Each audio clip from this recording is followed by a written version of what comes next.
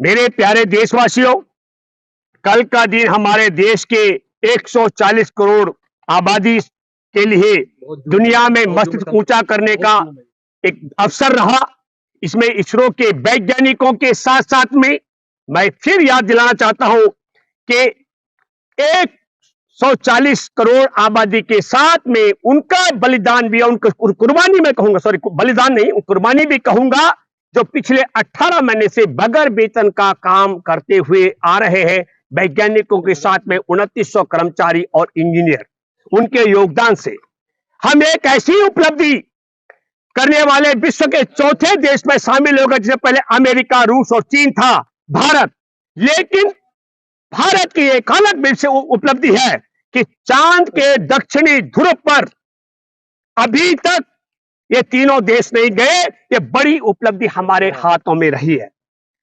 चंद्रमा और अंतरिक्ष तक भारत की यात्रा वास्तव में गौरव, धैर्य, दृढ़ संकल्प, दूरदर्शिता की वह कहानी है जो हमारे देश के प्रथम प्रधानमंत्री पंडित जवाहरलाल नेहरू जी की वैज्ञानिक सोच के कारण, अगर उन्होंने भी तब सरदार पटेल की मूर्ति की तरह दुनिया में सबसे ऊंची मूर्ति बनाई होती और उन्होंने भी राम मंदिर की तरह कोई भव्य मंदिर का निर्माण करने की योजना बनाई होती, तो मैं दावे के साथ में कह सकता हूं फिर इसरो की स्थापना कैसे हो पाती और हम इस वैज्ञानिक युग में उस मूर्ति के आगे या उस मंदिर के आगे घंटे बजाते रहते, मत्था टेकते रहते। मैं यह स्वतंत्र भारत के पहले प्रधानमंत्री जवाहरलाल नेहरू थे, जिनके वैज्ञानिक दृष्टिकोण और दूरदर्शिता ने भारतीय अंतरिक्ष अनुसंधान की नींव रखी। उन्होंने 1964 में 1946 में ही वैज्ञानिक सोच के बारे में बात की थी। क्या आप कल्पना कर सकते हैं, एक ऐसा देश जो 200 साल की गुलामी से उबरा था, जो अत्यधिक गरीबी, उच्च निरक्षरता, गहरे सामाजिक विभाजन और अकाल से जूझ रहा था, वो अंतरिक्ष में उड़ान का सपना ही नहीं देख रहा था, उस ओर कदम भी बढ़ा रहा था।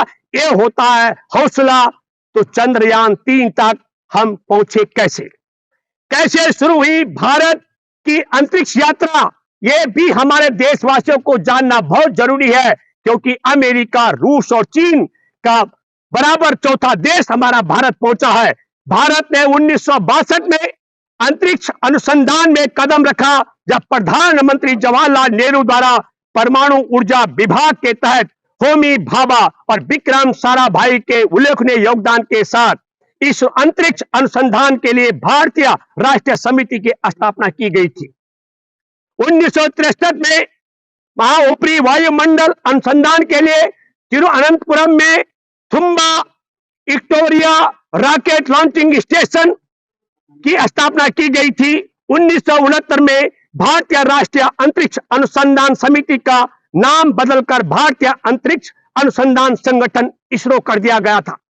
अंतरिक्ष विभाग, डीओएस और अंतरिक्ष आयोग की स्थापना 1972 में की गई थी और इंदिरा जी की सरकार के तहत 1 जून 1972 को इसरो को दोष के अंतर्गत लाया गया। इसरो द्वारा बनाया गया पहला भारतीय उपग्रह आर्यभट्ट, जिसका नाम इंदिरा गांधी ने रखा था, सोवियत संघ की मदद से 19 अप्रैल 1975 को लॉन्च किया गया था। भारत का दूसरा उपग्रह भारत सेगा-1 भी सोवियत सहायता से लॉन्च किया गया।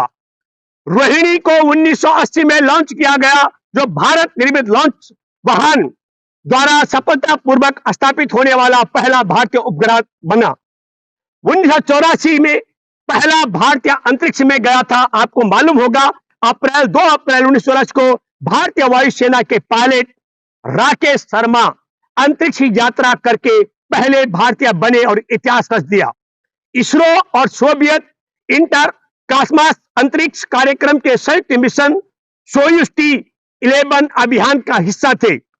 मिशन ने 43 प्रायोगिक सत्रों सहित वैज्ञानिक और तकनीकी अध्ययन किया और राकेश शर्मा को बायो मेडिसिन और रिमोट सेंसिंग का काम सौंपा गया।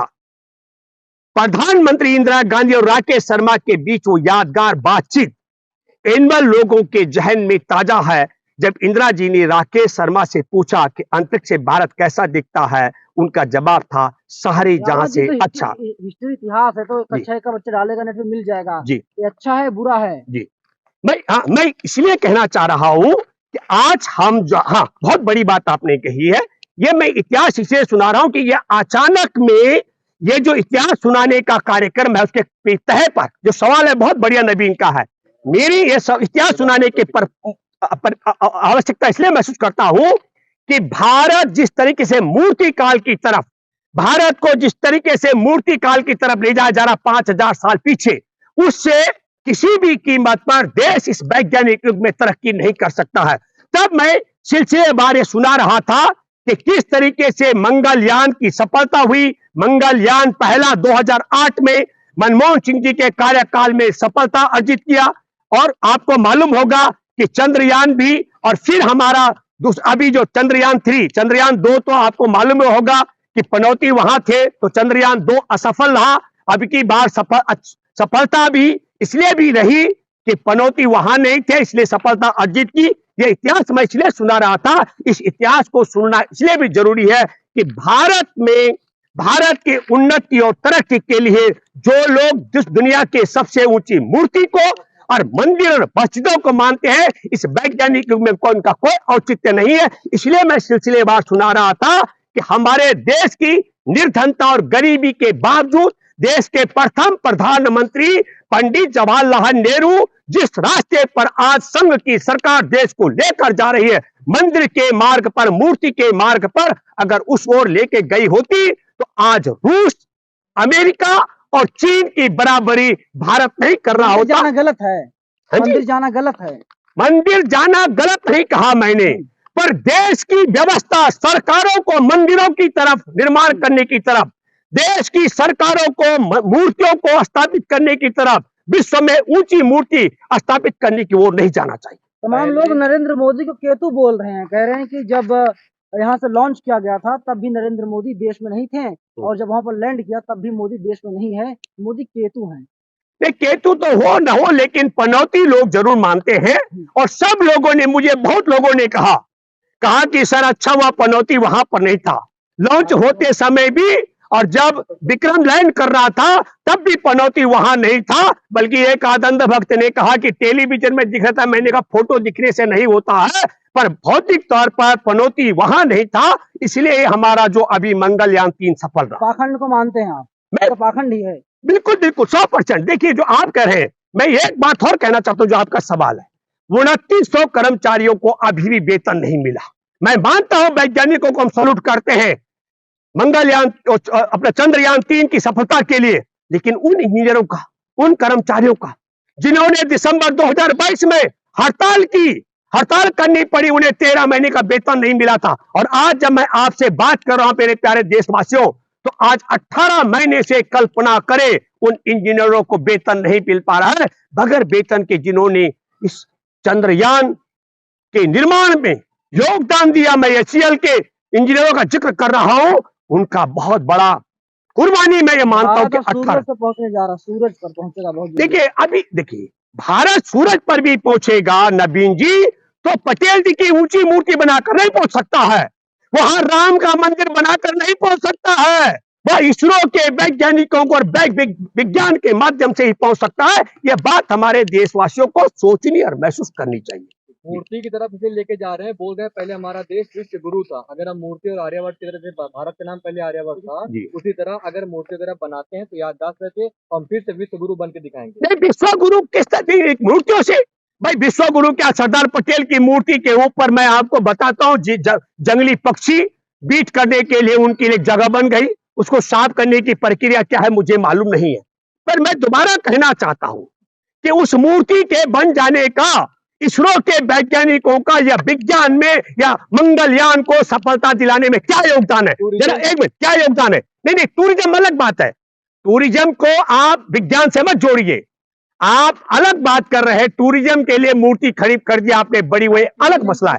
पर आपको मालूम है, आप गए उस इलाके में, सरदार पटेल का दुनिया का सबसे बड़ा पुतला जिस जमीन पर खड़ा किया गया है, उस जमीन के मालिक जो किसान थे, आदिवासी थे, उनको बेदखल कर दिया गया, उनकी रोजी रोटी आजीविका के सारे साधन छीन लिए। तो आप पर्यटक केंद्र बना सकते हैं, सवाल है विज्ञान का। तब हम कह रहे हमारे देश के लिए सौभाग्य की बात है कि वैज्ञानिक दृष्टिकोण के, आधुनिक सोच के पहले प्रधानमंत्री थे। कल्पना करो कि 77 साल पहले अगर संघियों की सरकार होती, अरे मूर्ति काल की तरफ देश को लेकर जा रहे होते, तो पता नहीं आज हम आप बात कर रहे होते कि नहीं, या हम आज साथ में सांप और सपेरों का देश होता। मैं दावे के साथ में कह सकता हूं, अगर संघियों की सरकार होती तो देश आज भी सांप और सपेरों का होता। आज हम दुनिया में चीन, इन्हीं के सरकार में ना चंद्रयान 2 चंद्रयान 3 लॉन्च हुआ है, इन्हीं के सरकार। लेकिन मैं आपको बताना चाहता हूं, चंद्रयान के इस चंद्रयान 2 और 3 के जो जिक्र कर रहे हैं, इसको अप्रूवल की 2012 में मनमोहन सिंह की सरकार ने कर दिया था। मैं 2012 का जिक्र कर रहा हूं, जिस समय मंगलयान छोड़ा गया था। नरेंद्र मोदी तब मुख्यमंत्री थे गुजरात के, और चुनाव संचालन समिति का चेयरमैन बनाया गया था। उठाकर देखो, खंगालिए वीडियो, नरेंद्र मोदी ने कहा था गरीब देश है, गरीब देश में खर्चा करके मंगलयान छोड़ने की क्या जरूरत है। और आपको बताना चाहता हूं, मैं फिर मैं आपके माध्यम से कहना चाहता हूं कि जब चंद्रयान 2 को छोड़ना था वैज्ञानिकों ने, तो पनौती वहां जाकर पहुंच गया था, और फिर उसका क्या हश्र हुआ वो हम सब लोगों ने देखा कि चंद्रयान 2 की दशा क्या हुई थी। फिर मैं कहना चाहता हूं, सौभाग्य की बात है कि मूर्ति काल की तरफ देश को ले जाने वाला उस इसरो के वैज्ञानिकों के बीच में नहीं था जिस दिन चंद्रयान 3 को छोड़ा गया, और जिस दिन लैंड किया उस दिन भी नहीं था, नहीं तो पनौती का प्रभाव वहां भी पड़ सकता था।